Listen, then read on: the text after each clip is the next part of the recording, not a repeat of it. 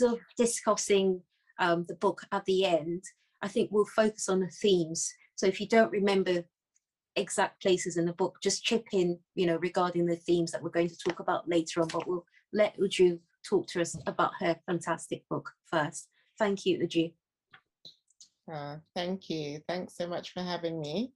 It's a pleasure to be here, and as we've been discussing earlier, just continuing these conversations, not just in Black History Month, but every single day. I've been doing quite a few talks through Black History Month.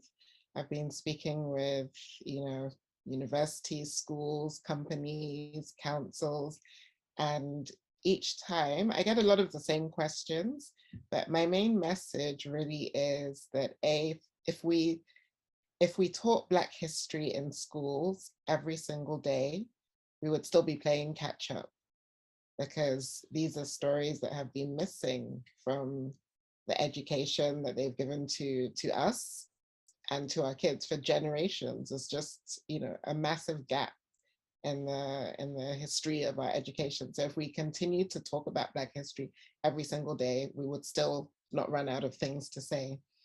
And so in terms of writing, bringing up race, one of the things that, again, that I'm always talking about is the fact that I didn't want to write a book about race. Like, I did not want to stick my head up and say, oh, I'm somebody who talks about race, and, to make a big fuss about race. And I didn't even know that I had a whole book in me when it comes to talking about race. I thought that, what would I have to say in an entire book? And it turned out that I had a lot to say. When I actually sat down, I wrote like way over my word count. And also, one of the things that I was really interested in doing was pulling in other people's stories. So if you read the book, you'll hear from contributors from all different ethnicities. There's about 20 plus people that I interviewed to hear their stories about how they experienced race as children and how they are engaging with their own kids on the question of being either racialized or being white in a world where there is so much prejudice and division. And it was really important for me just to get the message across that no matter what your skin color, your background, your history, you have to lean into these conversations and be proactive as well. So start very, very early. The one of the biggest surprises I had when I was researching the book was finding out that babies as young as 3 months old can see color, like they can observe race, they notice it. And by the time a child is around 2, they've already started to have like certain judgments around race. They've already started to show signs of unconscious bias, depending on where they're raised and how they're taught. So it's so important to be having these conversations with our children as early as possible, and just to keep having them. That's incredible. You're talking about the research with children as early as 2, starting to have ideas of identity, and race, even though it's something that they may not express. Exactly. And I think this is one of the things with parents. Parents often feel like, oh, I'm going to wait until that certain time to begin this conversation. And actually, by the time you've waited, your child is already picking up messages, because, we go through society and we pick up messages every single day about who, could be anything from who lives where, who goes to what school, who's shown on TV, who appears in books. All of these things are just reinforcing that message of who is more important in society, whose lives matter, whose lives are a little bit less valuable. And kids pick things up. Anyone here who has kids or has been around kids can tell you that children like absorb things even when you're not talking about them. And especially when you don't give children the language to talk about race, then they start to just come up with their own theories, or they talk to their peers and they get like negative messages and they absorb them. So it's really important for parents to just keep disrupting that kind of message and give them something sort of positive and inclusive and celebratory and all about celebrating your identity. Going back to what you were talking about earlier about representation, we're talking about, you know, Black History Month and the importance of having books displaying authors from a diverse background. That's really important for young children as well. You know, children, early readers who may go to maybe their local bookshop with their parents, look for books that represent themselves in some shape or form. You know, children's books with illustrations of children that could look or are a bit like them are so important as well. It's so essential. It's so essential. I mean, you know, I think about when I was growing up, and fortunately for me, because I was born in Nigeria and I would go back to Nigeria in the holidays, you know, so I had a lot of representation, but then you come back to England and it was like nobody. And I remember like school friends, you know, anytime Fluella Benjamin would come on TV and I had like my braids and I had the braids with the beads in the front and they'd be like, oh, look, you're on TV, you know, they'd say, oh, she's you. And you know, as much as now I look back and I think Fluella Benjamin is an absolute hero, but back then it used to annoy me so much. I'd be like, that's not me, you know, I'm me. And you need to be able to see yourself. I mean, you need to have a vision of who you can be, especially when you're little. You can't just sort of look and think, oh, the only pretty person is blonde with blue eyes, or the only person who can be, you know, a leader and a hero in a film is going to have like wavy long hair. I remember when Black Panther came out and my youngest was, we went to see it for his 9th birthday. And before we went to see the film, he said to me, he said, you know what, Mum, Black Panther is already my favorite movie. He hadn't even seen it. It was just already his favorite. And that's the power of representation. And now all of us know what that meant to us when we went to watch Black Panther in the movies. And, you know, I watched it and our whole family, me and my husband, we stood up, we're clapping in the cinema at the end. You know, everybody was just like having this whole Wakanda moment.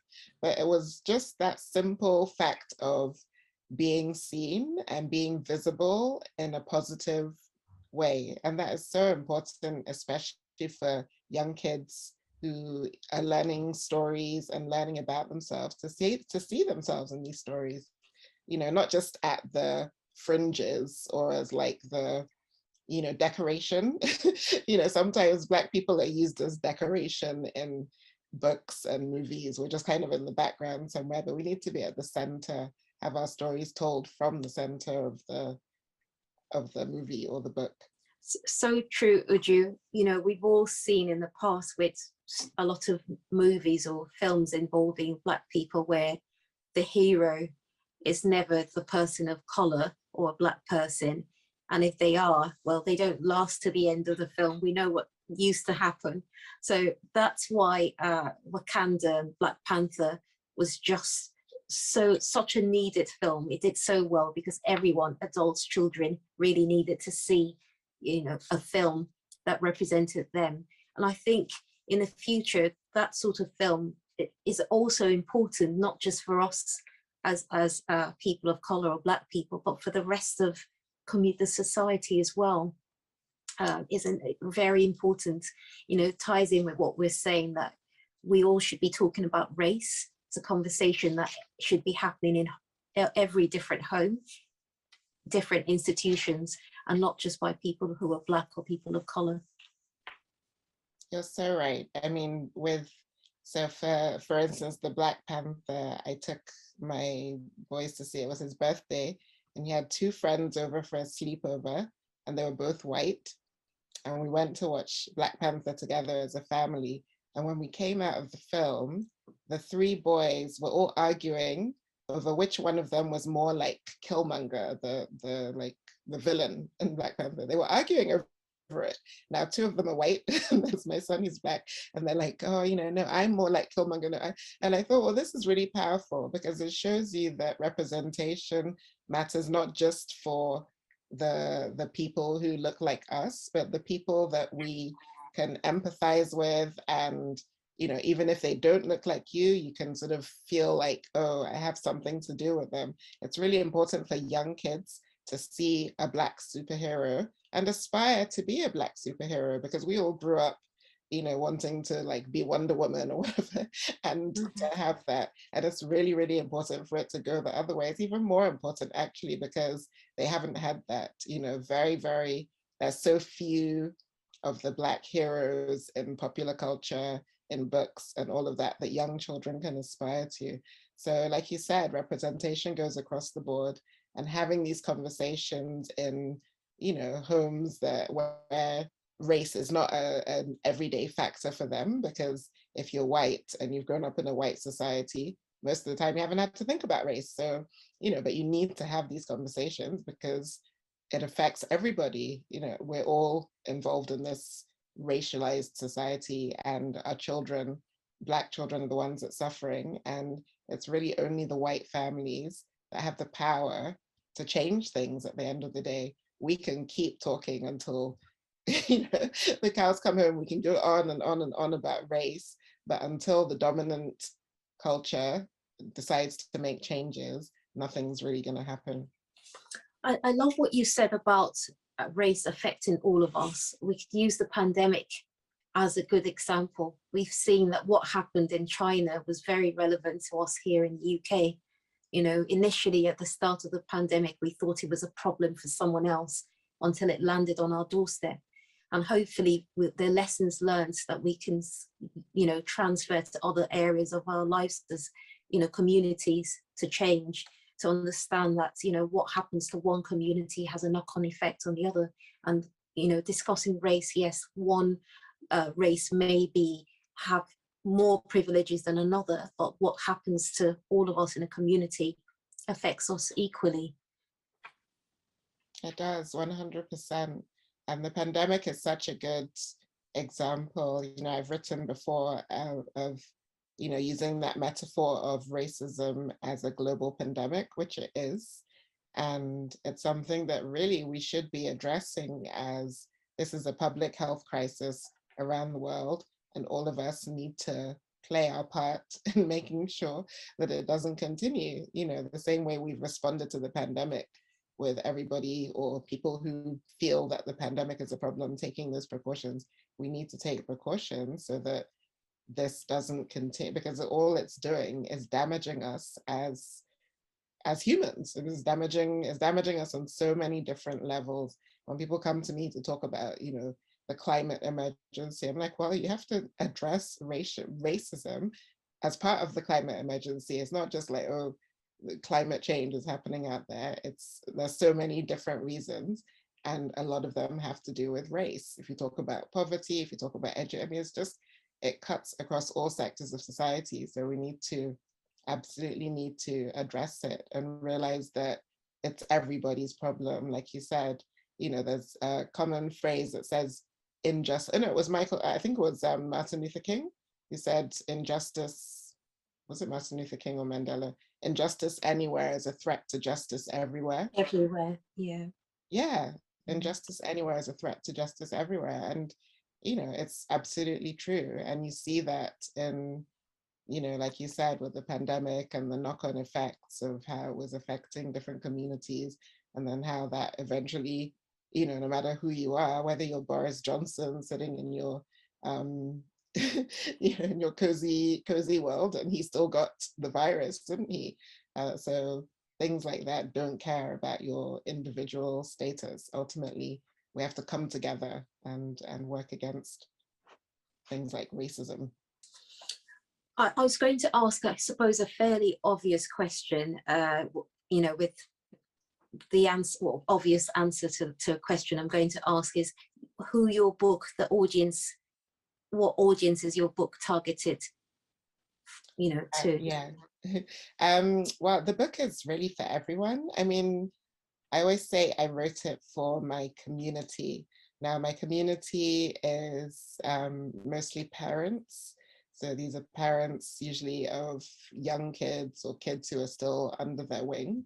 And so I really wanted to write a book that was, because I'm not an academic, So a lot of books out there about race are by people who are academic or people who have been studying, activists, have been studying race for a long time. And I thought I could come at it mother to mother, so that was kind of the voice that I'm writing as I'm a mom, and this is important to me, and I believe it should be important to you. But my community is also, Black people and people of color. So I was writing a book for them as well, which is why I put so much of my own personal story in and the stories of other parents of color, because I wanted a lot of the experiences that we've had where we haven't felt heard or we haven't felt visible. I wanted us to be seen. And I wanted that to create a feeling of empathy in the reader so that whether you're Black or white, you feel like, wow, this really is something that I need to get involved with and engage with. And that's kind of the feedback I've been getting from readers as well, which pleases me because that was the effect, the intended effect. I wanted people to feel like, this hits me emotionally. And so I want to make changes because you can't just distance yourself, which is what happens a lot with around race. People just like distance themselves from it. Again, you probably have mentioned about inspirations to write your book, but I know it has something to do with your two children, your boys. Yes. So my boys, I think one of the very, very earliest seeds of inspiration is a story that's even in the book. So when they were about 9 and 12, we were watching an Arsenal match. We're very big Arsenal fans. I think they're watching football right now. And we're very big football fans. And we're watching an Arsenal match. And then Aubameyang had scored. And then someone in the crowd threw a banana, I think it was banana skin at Aubameyang. So there was a photo of Aubameyang and he's standing and there's like banana skin at his feet on the pitch. So my sons were like, why did someone throw a banana at him? And what does that even mean? Which for me was a little bit surprising. I thought, wow, I'm amazed that they've gotten to that age without actually knowing the connotations of bananas and Black people. Because I know that when I was their age, I already knew about bananas and monkey chants and all this stuff. So I had to have a conversation with them.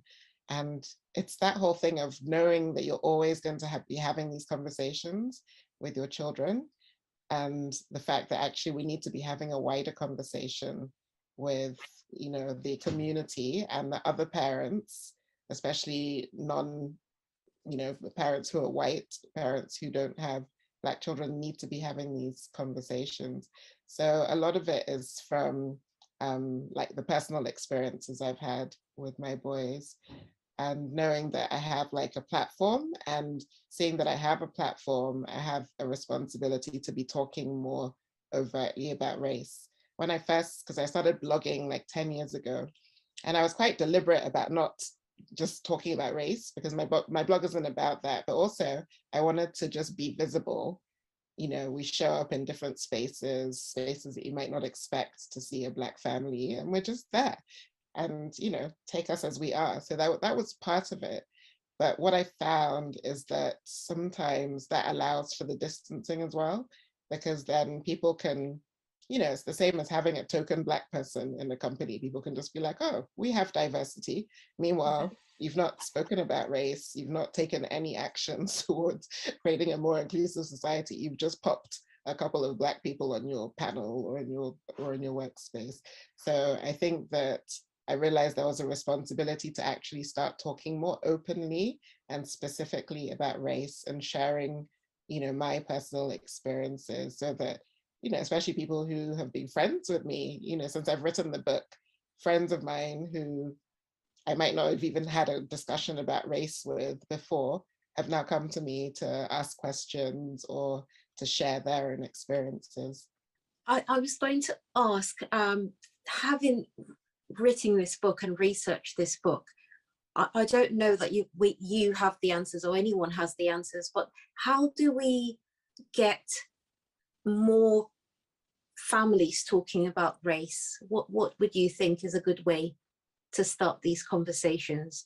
Iyabo was talking about earlier how she at work this made a decision that, we needed to do something for Black History Month, but just generally, how would you advise, or what would your comments be on starting these conversations? Yeah, buy my book. That's one thing. Like, obviously, I think just knowing a lot of families don't even think about the fact that they have to have these conversations. So they don't think about it until something happens, like their child goes to school. Unfortunately, a lot of most children, I would say, will have their first experience with racism in school. They go to school and they have like some kind of instance of racism. So I would say that a lot of it has to do with education. I wish that there was more of race literacy embedded in the curriculum from a very, very, starting from nursery all the way through. It should be part of the curriculum and part of our conversations. And then that should support families at home to be like, okay, this is homework. Let's talk about this. And then you begin. But I think that in general, it's just through paying attention. Like you said earlier, Yabo said, oh, let's just do this. But that was also because she paid attention to the fact that it wasn't being done. So just paying attention at home to the fact that your child might need, a more diverse library at home, and then going out and looking for these books, and then using those books as a resource and a tool to start these conversations. So, I mean, it's difficult, but I think ultimately it comes down to the family's motivation and incentive. And usually that's Black families and families of color. But now I think more white families as well, especially since 2020, a lot more conscious of the fact that they need to be discussing this with their kids. Yes, as we said earlier, everyone should have these conversations. Probably, I'm not saying it's more important, but it's equally important for non-Black families and non-families who are not of color to have these conversations at home and everywhere else, actually. Work, school, universities just need to be a lot more. So your book is on, because I was listening to the audio, and you do the audio for your book, is that correct? Yes, yeah. I do. There was an actress as well. So what we did was, since there were so many contributions from different people that I interviewed, so I read the bulk of the book, and then when there's like a little excerpt, from someone's interview, then there was a voice actress who read those parts. Do you have a copy of your book? Because I was going to ask if you wouldn't mind reading. Yeah, I have from your book. Thank you. On my phone, so I will read. So this is in Bringing Up Race. I write about not just talking about race, but I write about a lot of aspects of race that I think need to be part of this conversation. So I have a chapter on colorism, for instance. I have a chapter on hair, and I have a chapter on names. So I'm going to read from this chapter. It's called What's in a Name? And the section is Uju. Uju think you are then. I go by the name Uju, a popular shortening of Obianuju. UJU, 3 letters, 2 syllables. Yet somehow, for the average Westerner, it's a mouthful. UG? UG? UJ? It doesn't matter how you try to butter it up, whether you serve your name with honey on the side. If it's weird enough, somebody's tongue will smack the taste out of it. The worst is in emails, when the sender finds multiple ways of misspelling my name, despite seeing it clearly written in my signature. I found myself in passive-aggressive sparring matches, where I deliberately misspell the sender's name until they get the point. But sometimes I have to shout it out in all caps. By the way, my actual name is UJU, not Uji, not Uzi, not Uzu, or whatever you feel like calling me today. Ah, so sorry about that. Uju, what a beautiful name. My siblings and I still chuckle over a story my dad told us about having to repeat his surname over the phone so many times he lost his patience. So he spelled it out. A for asinine, S for stupid, I for idiot, K for kangaroo, A for asshole. There was a long pause on the other end. Oh, Asika, gotcha. After I wrote about the impressive meaning of Uju on my blog, a friend of mine said she would only call me Abundance from now on, because Uju means abundance. I joked that abundance actually sounds like the kind of name Nigerians drop on their hapless kids. Then they'll be yelling it through the house like, abundance! Come and pick up your socks, Sir Jerry. I wasn't always so fond of my deep, powerful name. There were times I flirted with shortening Uju to something snappier like, I don't know, Henrietta. When I was little, I wanted a name that sounded normal, a name you might find on a keyring or mug, but most don't even bother with the letter U. I envied Nigerians with names that already sounded English. Ada, Lola. Even my sister Nkiru got to be called Nikki by some of her besties. Uju marked me out as different from the start. Names are like accents in that when yours sounds strange, then strangers make assumptions about you. At best, they find you exotic. Uju, where's that from? So pretty. I wish my name wasn't so boring. More often, they stamp you as foreigner. And with that come other less visible labels: invader, inferior, ignorant. Raise a hand if you've ever sat sticky-palmed in a classroom as the register was read out. I see you. You're steeling yourself for that pause, the inevitable swivel of heads as the teacher clears her throat and hacks your identity to pieces. The name shaming of kids that happens in education, often by adults who should know better, deserves its own book. Author, podcaster, and relationships expert Natalie Liu shared her daughter's experience at primary school. She said, "My eldest was called another Black girl's name by her teacher for an entire term. Also, her surname was misspelled as Sambo, and it took a week and 3 separate complaints for it to be corrected. When your name is too much like hard work, some teachers will go as far as christening you something else for convenience, like the French teacher who decided to call me Bijou. I didn't mind so much when I found out it meant jewel. I hadn't yet learned the term microaggression in primary school." Thank you, Uju. That is just so powerful. I'm sure all of us can relate to that chapter in one way or the other. You know, anyone who's got relatives with names that are, I suppose, in this community unusual or different would be able to relate to that. I certainly can. And I'm glad that you've put it in your book, and there's a whole chapter dedicated to that. Yeah, I mean, that's why I did a whole chapter on it, because it's one of those subtle ways that racism persists, especially for children. Like, so many children go into a classroom, and as stated in the chapter, the teacher will just decide, okay, this name is too difficult for me, so I'm just going to change it. Or they give them some name that doesn't even make sense, or they give them the wrong name. And, you know, your name is powerful. And I think especially if you're coming from an African background or, you know, whatever cultural background, like your name carries so much of your heritage, and you should be able to be proud of it. And part of the way that children learn to engage with each other is by understanding each other's names. You know, you should be taught to say another child's name properly and fully in a way that respects how they say their name. It's not that hard. Half the time we overcomplicate it, but it's not that hard.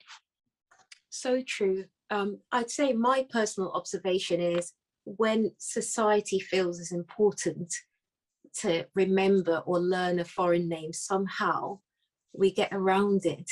So we have really difficult names like Arnold Schwarzenegger. I may not have pronounced it right, but I probably can spell it. So, you know, even if I can't pronounce it. And that's because it's you know, important to know that person's name.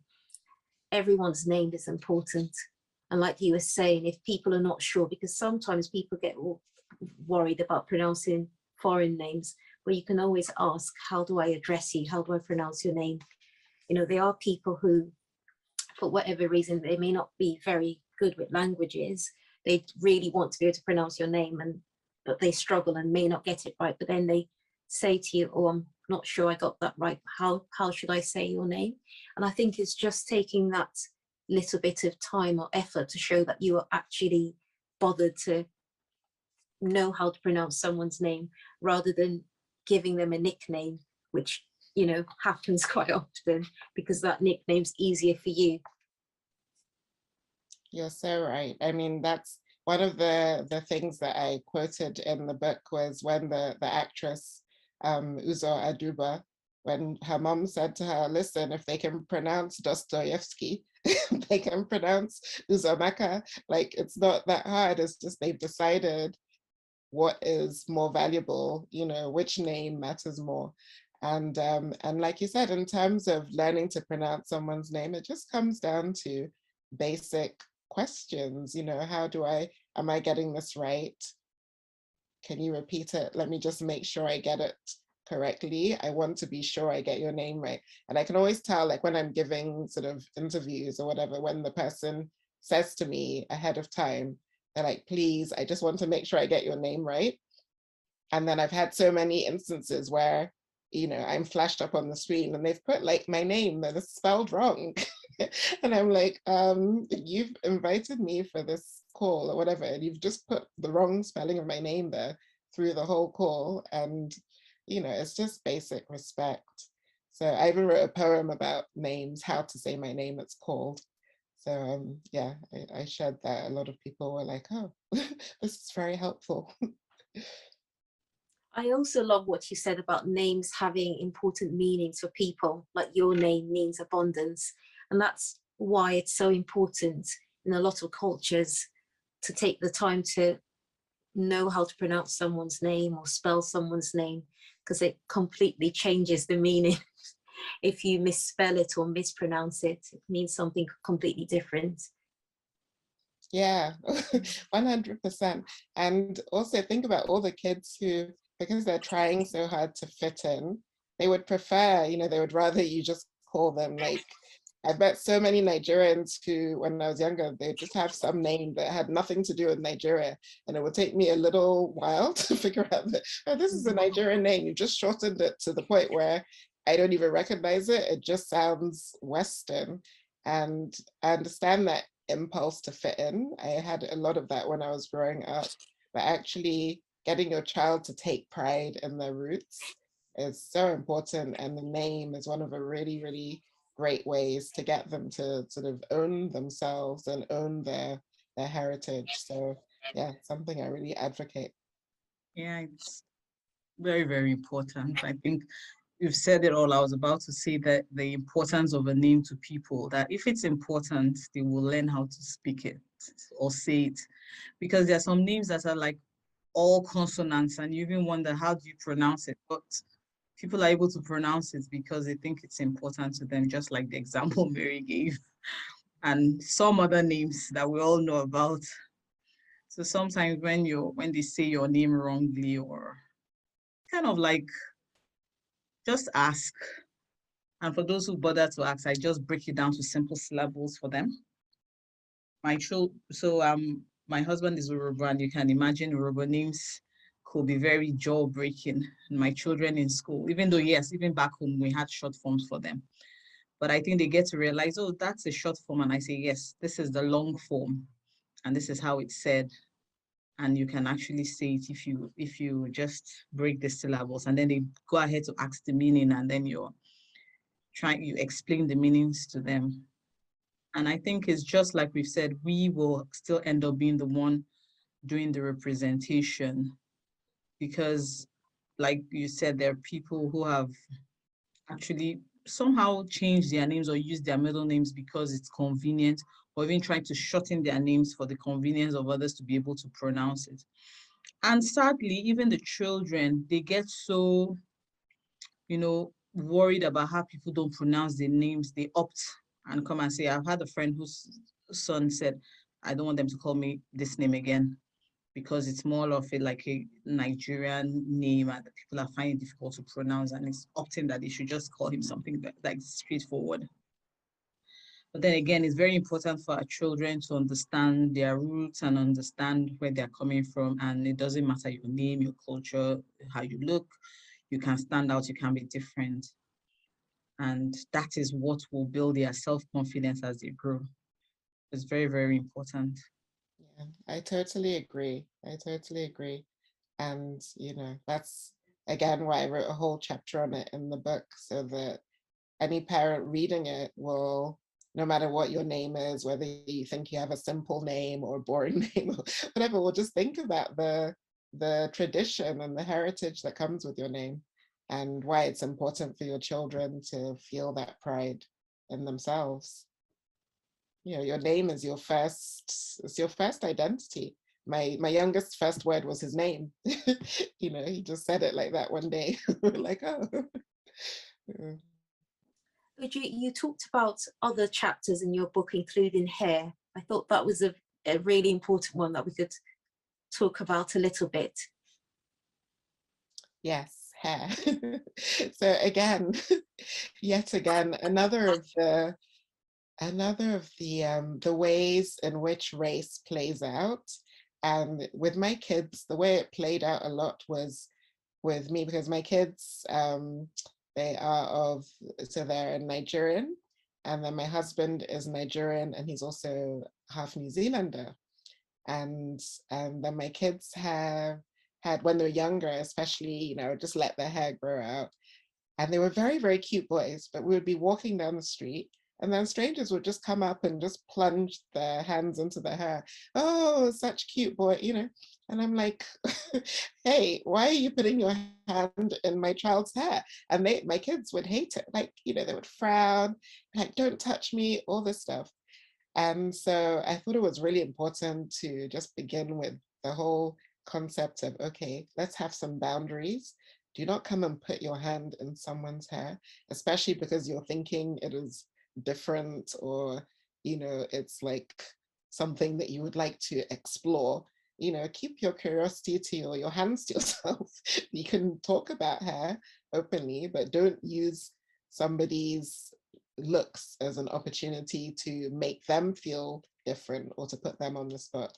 So yeah, so I wrote about hair and talking about the history of Black hair and the history of discrimination against Black hair. And this was, you know, looking at research in not just in the UK, but in America, also in South Africa, where because race was such a, the country was just so segmented by race. And one of the ways they could do that was through hair, because even if you look very, very, very light-skinned, which a lot of Black people do, one of the things that's hard to hide is your afro, that sort of slight hint of kink in your hair. And so in South Africa, it was just one of the ways they would be able to tell, okay, you belong in this part of society and you don't belong, you don't have access to the white part of society.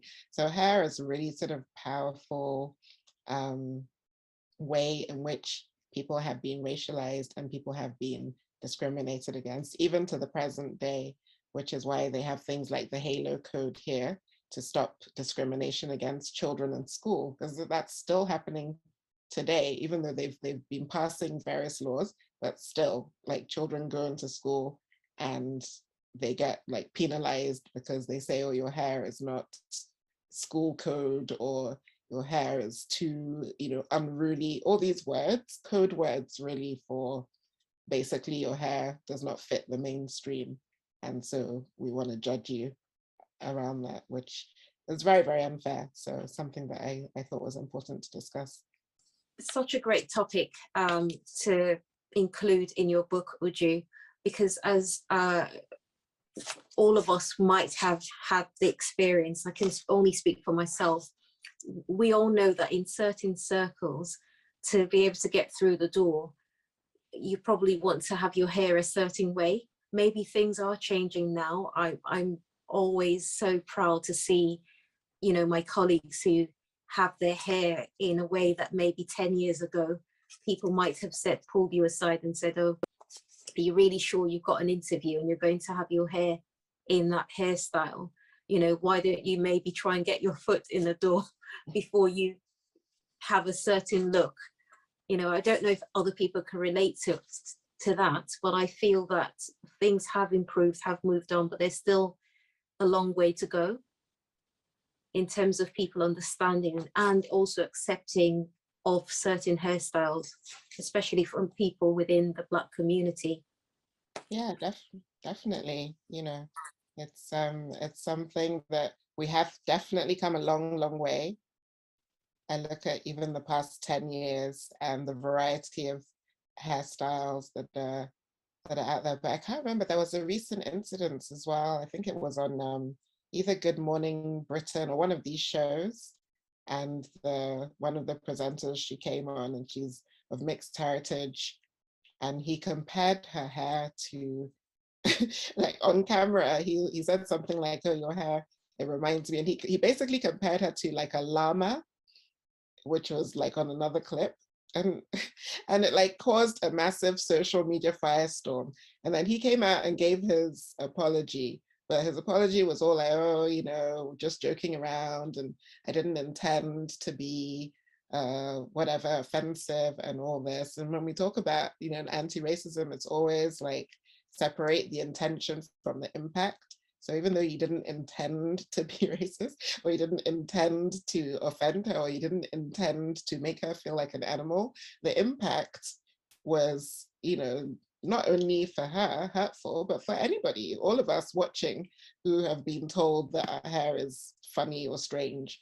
So yeah, there's a long way to go if we can in 2021 still have a presenter on air calling calling a Black woman's hair, like, you know, comparing it to an animal.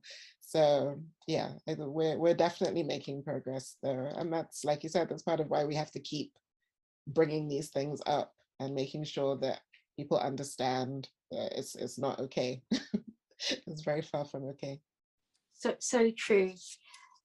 Are there any other bits of your book that you could tell us about? So we talked about hair and we talked about identity and the need to have these conversations about race. Yeah, we talked about, like I mentioned, I wrote about colorism, which again was another chapter that I thought was important to dedicate a whole chapter to, because, you know, this is again part of the story of racism. And I've been giving talks in which I'm referencing, so the England match and the Euros. And I said, I wish people would pay attention to the fact that the very last person on the pitch taking the final penalty with everything resting on his head and all the hate that came at him afterwards was Bukayo Saka. He was a very dark-skinned boy. He was the darkest person on the pitch. And I'm like, you need to pay attention to how unconscious bias plays out in society, because a lot of times we're not even consciously aware of these messages, but it was a statement, you know, even though, again, I don't believe Gareth Southgate meant anything by it. He didn't intend it. He didn't mean anything by putting 3 Black players out on the pitch to take penalties in the final, you know, in such a crucial moment. But the impact and the way that people came at those players, and especially Saka, was awful. And, you know, racism is built on anti-Blackness. I mean, that's just the bottom line. And so colorism is such a huge part of that, because again, it's all the sort of levels of hierarchy and, you know, proximity to whiteness and aspiring to look a certain way, which is coming from that dominant narrative of who matters more. You know, if white skin and white hair and, you know, that general pale ideal is at the forefront, then everyone else is just climbing, you know, basically like almost social climbing to reach that. And the way colorism plays out across different cultures is what fascinated me, you know, which I wrote about in the book, like the way it shows up in India, the way it shows up in Africa. One of the things that really shocked me, I went to South Africa years ago, and I just trying to get like moisturizer for my skin and going into the supermarket, and so many of the moisturizers and face creams were all skin lightening creams. Like you could barely find any cream that was just like a regular moisturizer, so many of them. And they all had names like, oh, you know, so white, like, you know, purity and, you know, white beauty and all this kind of stuff. And they were by major companies, like big brands. It wasn't some random off the back of the shelf thing. These were huge brands bringing out these creams because it was so important in society. And that just shows you, because the society was so racialized under apartheid, that the skin lightening creams were like the pinnacle of what you could find, you know, to make yourself beautiful. And that's changing now. But in India as well, when the Black Lives Matter uprisings came up in 2020, that opened up a huge conversation in India around casteism and around colorism and around the fact that so many of the movies that we see from India, they'll show very, very fair-skinned heroes and heroines, and you don't see as many of the darker skinned Indians, you know, who make up the majority of the population actually. So yeah, it's just interesting conversations, and something again that I wanted parents to be aware of so that they could open up these discussions with their kids. I think it's so important, Uju, thank you, that you mentioned colorism and that you talk about that in your book. With the pandemic, we saw a lot of work being done around inclusion, diversity, and it's so important with what you were talking about colorism to see voices that represent, you know, marginalized communities, but are not voices of a certain group of people within that community, which means that people who still fall on the edges, or, you know, are lower down the ladder of the less desirable within that community, never get heard. So I think so important to talk about colorism for that reason, because sometimes when people are representing a community, you then need to look at who are those people within the community, who are they representing. I think that's so important. So it's great to have maybe a person that represents the BAME community or the Black community, but they need to be a person that represents, that reflects the diversity already within that community. Again, so important. Definitely, definitely. I mean, one of the things that struck me, I remember when, after the Oprah interview with Meghan Markle, and you know, I'm sure you remember the Oprah Meghan Markle interview. So of course there was this huge firestorm around, oh, is the royal family racist, etc., etc. And then they brought all these panelists onto TV, and there was one particular show I watched, and it had 3 panelists who were all great: Dr. Shola, Kelechi, and Gina Yashere. So 3 influential commenters who, you know, brilliant spokeswomen. They had so much to say that I thought to myself, it's just so odd that you have a mixed heritage woman in the royal family who's been talking about her experiences, and then to talk about her and to talk about racism, we brought on 3 dark-skinned Black women to talk about, you know, I was like, there's a lot going on here that needs to be unpacked, because how come, you know, you've not found, there's so many different people who could talk about this. You could have brought on someone of mixed heritage to add their insights, or you could have, you know, brought on like a range of people of a range of complexions to discuss, like, okay, how does colorism play into the racism that they're experiencing? But it's just that there's always a lot of things at play, especially when it's the mainstream media creating a platform for these discussions. And, you know, I know that those 3 women are not the kind who really care, like they know that they get a lot of hatred on social media from the racists, as you'll call them, like the trolls who come out and attack them on social media, and they're not ones to care. So I don't know if they were the ones who were put forwards for that reason. But at the same time, I just felt like, why should they take the fire? And it's only them, and there's nobody else coming out. So yeah, it's a very interesting thing. You know, there definitely needs to be people who are aware of these issues, and that's what I think that very often, like sometimes you see in, you know, they have a TV ad or something, and they feel like they have diversity because they've put in somebody who looks a certain way. But I'm like, well, if you had a diverse group of people making these decisions, then they would be able to say to you, hey, this is not true diversity. This is not truly reflective of the community you're trying to reach. So a lot of it comes down to who's telling these stories and who really has a voice in these conversations.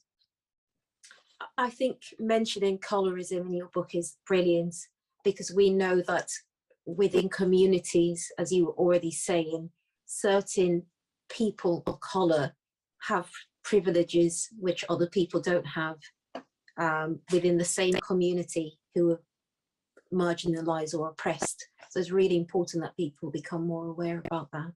So kudos to you for putting that in your book.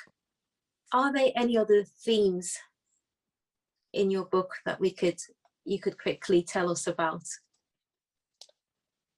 Yeah, so I wrote about, one of the chapters is called Raise a Global Citizen. And that's the idea of, if you raise children who can see themselves as global citizens, then it's part of the way that they can be raised to feel more embracing of other cultures, and also not to always sort of put themselves in the center of anything going on. So once you look and you see that the world is huge and you are part of it, then you don't have to grow up with that very small-minded mentality that a lot of people grow up with, or you don't have to feel like you're alone either, you know, especially if you're like a Black person and you're growing up in an all-white environment. You might just think that that's just the way the world is. But if you can be taken out of that space and to see the wider world and to see communities where, you know, everybody's Black and there's people at all sectors of society, and they reflect you and they reflect your experiences, then it can be very empowering for a child. And similarly, for a child who has grown up, you know, they've come from a little pocket town where everyone looks like them, and then they go out into the wider world and they experience themselves as a minority, it can be a really interesting shift in perspective. And even if you're not able to travel, you can sort of adopt a state of mind in which you bring the world into your home through like books and stories and movies, and, you know, even cooking outside of what you might normally eat. You know, it's just raising kids with that sense of being part of a global community, I think is really powerful and important. I totally agree with you with that. Building a universal human being, because I think we still find ourselves where we are because of the way people have been brought up to just think that the little space that they have is the world, when actually there's far so much out there. And yes, even if you're not able to go travel around the whole world, you can actually bring to yourself. And I think our book club does that a lot for us, because we travel everywhere and you can almost visually see yourself in any location when you're reading a book. We've gone around the world, I think. I think we've missed out a lot in Asia, Mary. But I think our writers are not writing anything about Asia. I think we need to look for the Black Asian authors so that we'll have a travel to that part of the continent. But yes, I agree with you. And there are so many things to learn beyond our little spaces. And yes, we know the racism and all that is happening, but I think if you bring up children and the people around us beyond just race, then they will see and respect every human being as they are. and not just think that the next person who doesn't look like me is inferior to me. And I think that's what's most important now. Yeah. Yeah. No, I love that. I think that's exactly it. It's really, see beyond yourself. That's always I think that's kind of the message at the heart of this book. It's like see beyond yourself and try and see other people beyond your initial judgments or your initial prejudice or your initial ideas, because there's so much to every human being. I wound up in the book, I talked about for me, the miracle of diversity is our individuality. The fact that every single one of us has our own individual story that we're living out in this world. For me, that's just absolutely fascinating. And that's something that if we can raise kids who believe that, then you become more curious and you become more open and empathetic, as opposed to, always like trying to protect yourself from difference or from otherness. And I also loved what Iyabo said about books bringing the world into your own, I guess, your imagination. So in bringing up race, I have a chapter called Books Will Save the World, which I believe. And that again is talking about the power of books and the power of reading.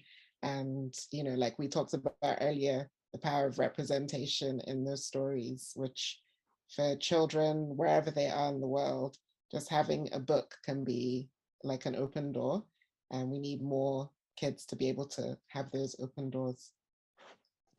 Thank you, Uju, and thank you, Iyabo, for what you said. I totally agree with both of you. Iyabo, you were talking about books opening the door to understanding of so many different cultures and parts, people in the world, with no passport needed. You can travel around the world and understand and develop empathy of different cultures and different ways that people live their lives. And I think what you were saying about the chapter, Uju, in your book about being a global citizen is so important. In so many books by various different authors, we've seen people who describe themselves, or who've been described, characters who are described as straddling two different cultures. And I think so many people in today's world are doing that. And people need to be a bit more conscious about that no one is ever from just a part of this little small town, or we all need to start to see ourselves as global citizens, as you were rightly saying, because that's where the world is heading today. All of us in one way or the other straddle two different cultures, and we're a bit of this and a bit of that, and that includes the indigenous people in every country that you go to today. I'm sure if we all could do DNA tests as a way to find out about our ancestry, we'll all be very surprised that we're a good mixture of different races and ethnicities as well. For sure. I think it's, it would be fascinating to do I mean, I would like to do mine to see, because even if, I feel like, oh, I know exactly where I'm from, but you just never know who, all of us have ancestors who have traveled and migrated across the world. And one of the pieces of research I had in the book is that the most diverse place on earth is Africa, that has the most diversity on the planet, which is not something that the average Westerner would think of, because they just think of a mass of Black people. But actually the racial and genetic diversity there is the most, So as somebody said, there's no such thing as an African race, because we're so diverse. And the same can be said really of the human race. Like, we're all part of the same race, but there's no such thing really as race, which is a construct anyway. But yeah, so it's very, very fascinating just to think of all our stories and how they intertwine over the generations. Thank you so much, Uju, for talking to us about your book. We look forward to inviting you to join us again when we've all read your book. And also we're going to be launching our children's and Youth Book Club in November, and I hope you join us when we do that as well. It's been inspirational listening to you talk about your book, and I'm so excited to discuss this book with the rest of the book club members. Thank you so much. Thanks for having me. Yeah. Really enjoyed the discussion and meeting you. And I think what you're doing is wonderful. You know, I think, as I said, books will save the world. I think they will. And it just one story at a time, one reader at a time, one book at a time. So yeah, it's wonderful. I look forward to joining you again. Thank you so much. Please don't leave us just yet. We're going to be very quickly discussing a couple of books, not in a lot of detail. And even if you haven't read these books, please feel free to chip in and make comments about some of the important themes which these books try to address.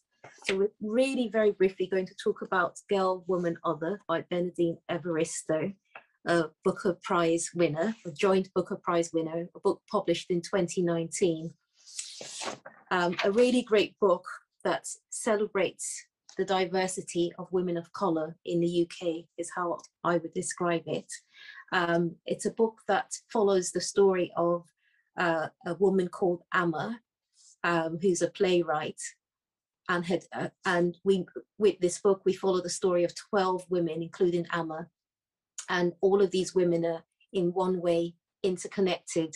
Whilst we're listening to Uju talk about her book and how, you know, we're all global citizens, and our reference earlier to the conversation about if we all did our DNA test, would we find out that we all are from various, you know, parts of, or have ancestry from different parts of the world, or from places that we didn't expect.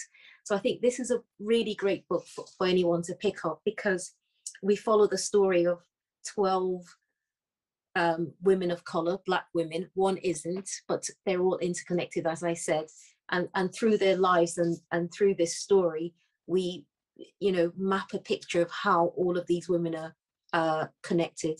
So we meet at the beginning of the book, we meet Amma, and then we later meet Amma's daughter Yaz, who is young, probably about 19, just about to go to university, very opinionated. We later meet Amma's friend Dominique, and each chapter sort of, we meet 3 new women, and somehow all of these women's lives are connected. If anyone has read this book, feel free to chip in, but if you haven't and you remember seeing the cover of the book, our book club always talks about book covers. So I thought we'd just, if you've seen the cover, comment on how you felt when you saw the book cover. I don't know if anyone remembers it. So it's a book cover with a shadow of a woman, or sort of statue of a woman wearing a head tie quite similar to this. Thank you so much. Someone's got the book cover. Could you put the book cover up again? Yes, here's the book cover. A different one. Oh, that's nice. I like yours. Yeah, I just bought this one. I started it, and yeah, so far I'm only a few pages in, and I'm enjoying it so far. But I'm looking forward also to the discussions. So don't mind spoilers. I can take spoilers. That's good. So in this book, we hear different voices. We meet Carol, who is again linked to Yaz, the daughter of I wouldn't say she's a protagonist, because they're all really strong voices and characters in the book, but another one of those 12 main central characters in the book. We meet Yaz, and then we meet Carol, who's interconnected with Yaz, and then Carol's friend Letitia in the book, and then Shirley as well, who's a teacher, who's a friend of Amma. So there are quite a lot of characters in the book, but I think some of them really stand out. One that stands out a lot for me is Carol and Bumi. I think Bumi and Carol stand out maybe because Bumi is of Nigerian heritage. But what I really loved about Bumi's character is that she was, you know, so hardworking, very grounded, and a very caring, hardworking woman. And I felt that her character was authentic. I don't know if anyone remembers Bumi's character. Her daughter Carol ended up going to Oxford, got a really good job as a banker, and at some point Bumi felt that her daughter was moving a bit away from her roots. So Bumi was very grounding in a sense to remind her daughter Carol, you know, where she'd come from. Don't know if anyone remembers Bumi's character. I'll just read a bit that I've highlighted about Bumi's character. This is a bit where her daughter Carol goes up to Oxford, gets a job, and Bumi's feeling that, oh, and at some point I think Carol wants to give up her studies, or, you know, yeah, I think at some point Carol wants to give up her studies. So Bumi comments, "Did me and Papa come to this country for a better life, only to see our daughter giving up on her opportunities and end up distributing paper hand towels for tips in nightclub toilets or concert venues, as is the fate of too many of our country women." So I thought that was so authentic. I could imagine a Nigerian mother making those comments and saying, you've got a lot of opportunities, make the most of it, you know, and, you know, hang in there and get what you've, you know, come to this institution to achieve. So I thought that was really authentic. There were bits that I questioned a little bit, like Bumi's choices towards the end.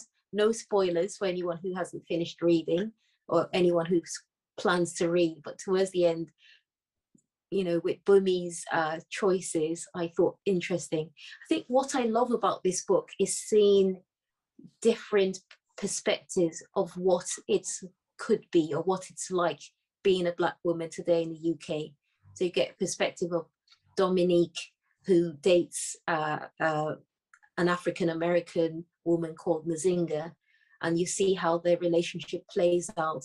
Dominique moves to America to live with Nzinga, and unfortunately their relationship becomes quite a difficult one, because Nzinga is becomes emotionally and physically abusive. And as a reader, whilst you're reading, you're thinking, why doesn't Dominique get out of this very difficult situation? And I remember when we discussed this in the book club, people saying that we very often see the perspective of abusive relationship, or whether physical or emotional, where it's a man and a woman. And it was quite interesting that we saw this playing out in a relationship with two women.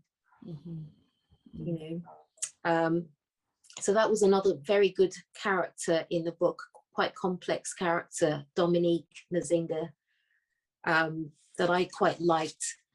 And another interesting part of the book was I believe Shirley, the teacher, and Shirley and her mother Winsome. Shirley's had a really lovely life, had everything she needed, a very handsome husband. Her life was almost perfect, but there's a bit of deception. I'm sorry to get another spoiler in the book. And it was just interesting how that played out, and that Shirley never finds out about the betrayal. And then we also get introduced later. Oh, thank you, Uju. We later on get introduced to other characters in the book, like Penelope, who is actually an employer for Bumi. So Bumi is a cleaner and has her own cleaning company. And we later meet Penelope, who Bumi works for. And Penelope is, I wouldn't say she's racist, but she comes across as very prejudiced. So very interesting the way things pan out towards the end. Without giving too much away, Penelope discovers when she does a DNA test her roots, and I think she's got 13%, sorry about the spoiler, 13% of a race or background that she would never expect to have. But I'll let you read the book and find that out. Just thought I'll talk about some really interesting characters in the book. If anyone has read this book, I'd ask that you think that the characters were authentic. Could you relate to any of the characters? Did you have any favorite characters? As a teacher, I probably related to Shirley and Penelope a bit more. Just the exuberance of Shirley when she enters the teaching profession, and then by the time she's been there for so long, she becomes a bit disillusioned with it. So I do understand that.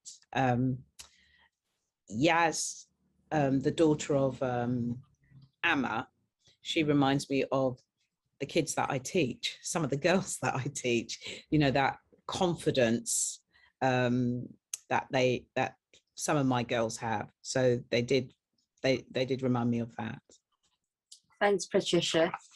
So yeah, so I would say a really great book for anyone to pick up, showing different perspectives of what it's like to be a Black woman in the UK. Very contemporary book, and I'd highly recommend it. I'll probably, you know, speak for myself is saying this is a 5 out of 5. However, when our book club, when we read this book together previously, collectively, I think we gave it a 4, but I would definitely say it's very easily a 5 out of 5. A lot of thought went into writing it. The way that it's written is very unique as well. The style of writing is unique, so definitely one to pick up. I do realise we don't have a lot of time because we started a bit later, so I think we'll move on to really quickly the next book we're going to briefly talk about. Bear with me a second.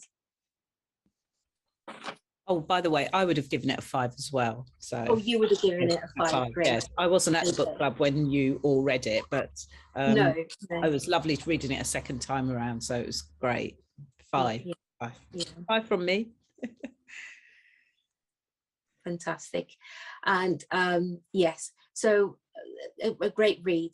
Another book we were going to I'm going to briefly talk about is The Shadow King.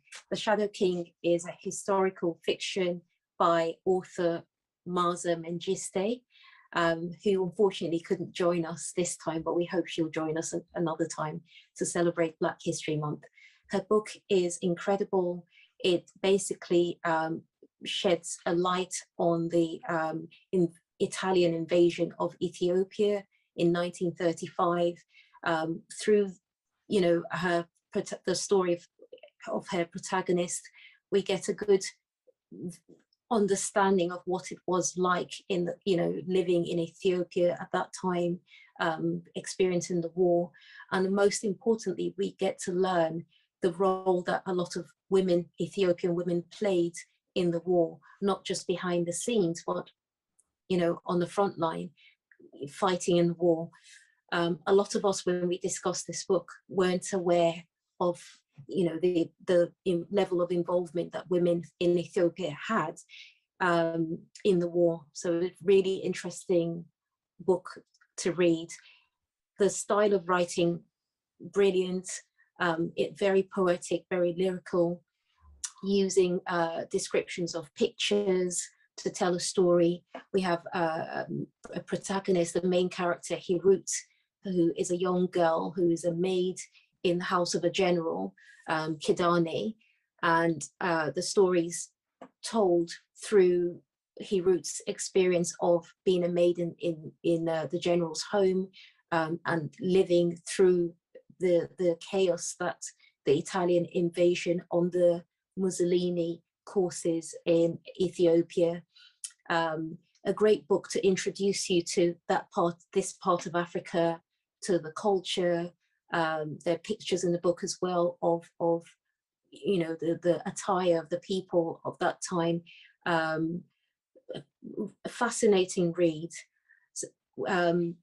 Maaza also uses storytelling, uses pictures, because one of the characters in the book is a photographer. And I think this is a unique way to tell a story that we haven't seen in so many other books. So very innovative in the way that she tells her story. And she spent probably about 10 years or longer researching this book.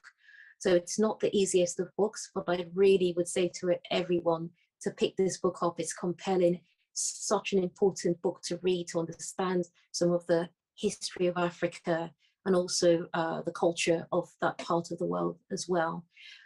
It's also another great thing about this book is that you get to see some of the perspective of the Italian invaders. So through Ettore, one of the characters in the book, who's a photographer, we get to see get into the head of the invaders, the Italian invaders, to see, what they were thinking, what was going on. I believe Ettore was Jewish. And at that time, we know what was happening in the world with Jewish people and Hitler as well. So she writes very complex characters. The story itself is based on facts, and it's so beautifully told in an easy way to read. Some of us, whilst we discussed this book in the book club, learned so many new things. I, for one, was never aware that chemical warfare was used. And we all looked up in pictures of, that time with the war, and you could see people with, horrific injuries due to the chemicals that were used in the war. So much learning from this book. I'd really urge everyone to pick it up. It's a great book to read. Not the easiest, but definitely worth reading. Other thing to add, Maaza Mengiste, as part of her research for this book, developed online archives with photographs from families, mainly from the Italian side, because at that time, as she was saying, I remember listening to one of her discussions about the book, saying at the time, a lot of Ethiopians would not have had cameras themselves for taking pictures. So there are a lot of pictures from the Italian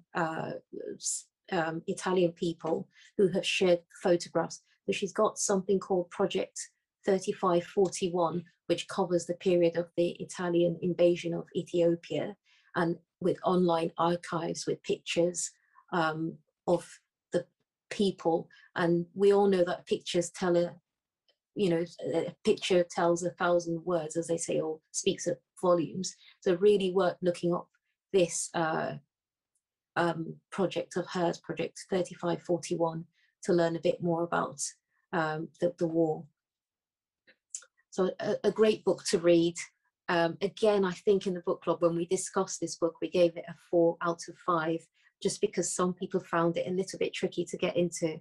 But I think once you get into reading it, understand the importance of all the characters and what we learn from each of those characters. Hirut, the cook, who remains the cook in the book, a really important character. Fifi, again, a very important character. Fifi's a prostitute in the book, but Fifi's role is so central to helping the women succeed in this war. And so is the cook, who self-sacrifices repeatedly to make sure that, their country isn't taken over by foreign invasion. So a fantastic book to read. I think I've said that a few times, but definitely one to pick up to understand the history, the culture, and connect with, so many important stories that aren't told as often enough. Prior to picking up this book, a lot of us didn't know that there were women on the front line. And some of us did some research after reading this book to find out there were African Americans who got involved in it to help the Ethiopian side Some of us weren't aware, we may have known that Haile Selassie fled, but the reasons behind that, came out in the book. The fact that he fled to Bath in the UK was also really interesting. And then the title of the book, The Shadow King, the title of the book, I think, is a nod to, who played that role, who took over that role whilst the king was away. And I think my interpretation of it would be that Shadow King would be the women who were on the front line, the women that actually stood beside the male soldiers, fighting to make sure that their country was not taken over and colonized by the Italians. So another great book. I haven't finished reading it. You haven't. It's one Iyabo to read. Because I think I want to finish it, yeah. I'm going to go back and it's interesting. It's got a lot of history anyway, especially the Italian-Ethiopian War. Didn't know much about it. And it wasn't long after we read Half of a Yellow Sun, isn't it? So there are kind of similarities between them. History, pictures, and yeah. Yes, Iyabo, such a great read. Read it slowly in your own time. I personally will definitely go back and reread it, and also listen to the audiobook as well, because it's a great introduction to the culture, sort of knowing the names. Having read this book, I've had patients come along and I know how to pronounce their names because I've listened to their names being pronounced in the book. So, the joy of reading, having never been to Ethiopia, it fueled our interest in learning about the culture. I remember in the book club, we learned about, the dressing, the dancing in Ethiopia. It's a fantastic book for anyone who hasn't read a lot of books from the African continent. A great gateway would be The Shadow King. And I'd say very educational, as you were saying, Iyabo, because a lot of it is based on facts. And for someone who loves history as well, a great one to read. Again, we may have read this in our youth book club, but I think at the moment that, it may just be, I'd say, too advanced. Yes. Probably more targeted to an adult audience. I agree, Mary. I agree because I was sorting out the books for Black History Month at school. Yes, and so it's a great story that I would say, although we're not going to be reading it in our youth book club, which Iyabo and I were talking to Uju about earlier, we're not going to be reading it for that, but we definitely share some of the stories from this book, because I think with regard to Black history is such an important history to share. And I think Ethiopia is the only country in Africa that was not colonized. To see, despite being a poorer country, to see the love of country, love of people, love of community, at its best. Yeah, and that's really how they won, the war in the end. Just the people pulling together despite having so little. And I think although we won't have this book in our youth club, we definitely will talk about it. So when the younger members of the youth book club are older, they would know to pick it up. It certainly is one to read. Great, agree. Yeah. Okay, so thank you everyone for joining in today.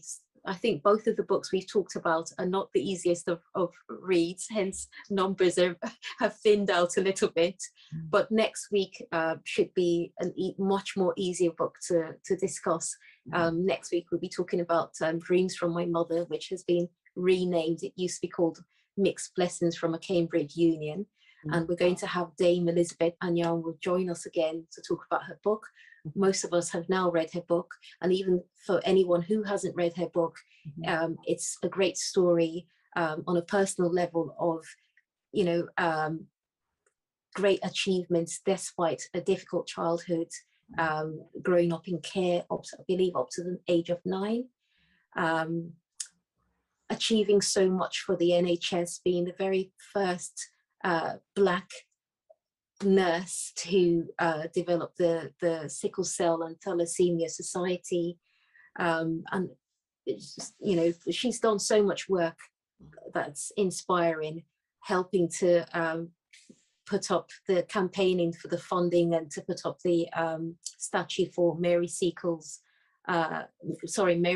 statue outside St. Thomas's Hospital. So just a few things that I'd mentioned, but come along next week if you can, even if you haven't read her book. Dame Elizabeth will be talking about her memoir, her story, which is so inspiring, and just come along and hear about some of the great work she's done for the NHS, the Sickle Cell Society, the Black community.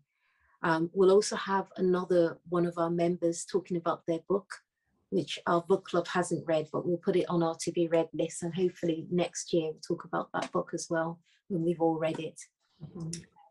So thank you all for contributing to our celebrations of Black History Month. As Iyabo was talking about earlier, I think it's really down to us to look for opportunities whenever possible for us to remind people around us about Black History Month and continue the conversations, as Uju was saying, until we get to a point where there's Black History Month 365 days of the year, and there isn't a month where we celebrate it, because we'll be doing that every day of the year. So thank you so much for your contributions today and so far, and I hope you join next week.